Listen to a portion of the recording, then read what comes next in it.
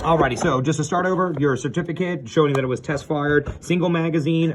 This oil right here, they do recommend using before firing, front and rear iron sights, and then you do have a paper manual, bam, provided right there for you. And then here on the barrel, it is actually going to be labeled 300 blackout, so we know that it's the correct caliber for you, and it's actually going to say it right there for you, so you know it's blackout, and you don't have to worry about it being 5.56 or something. Okay. We'll go ahead and just make sure there's nothing free in there.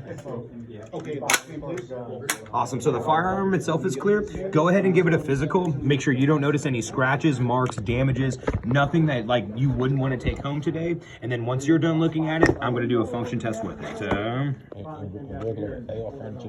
Yes, so there's nothing proprietary to blackout other than the barrel basically. So AR-15 magazines, AR-15 accessories, anything will work perfectly fine for you. Yep, same deal.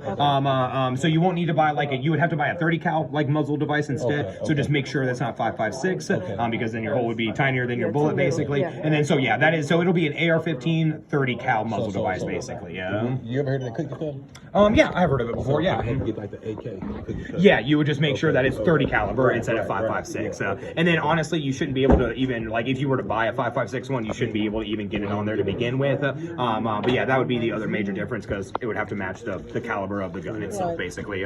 And then so with it, we're going to do a basic function check. First, we're going to make sure the dust cover is moving freely. It should be able to snap shut without an issue. We'll go ahead and take the provided magazine and toss it in. It should lock in without any sort of issue at all. With the empty magazine in, we're going to pull the charging handle back, showing that it's locking open on empty. And then of course our charging handle opened up, no problem at all. Our magazine release should pop it out, no problem there. Our forward assist is pretty useless in real life, but it should still work. So we're going to hold the bolt back and tap the forward assist and make sure that it is inching the bolt forward. So that means it is working correctly.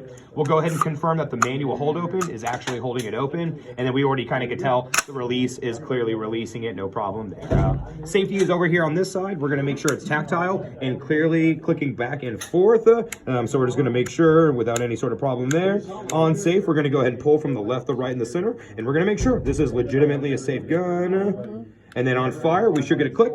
And then we're going to hold down the trigger. I'm going to cycle the gun, and we're going to make sure that without a doubt, that audible reset's good. And then without a doubt, click again. Cool. Awesome. Everything looking good for you guys today? Yep. Perfection. So I'm going to get this repackaged nice and neat. If you want to meet me down there at the wood counter with your ID, we'll get...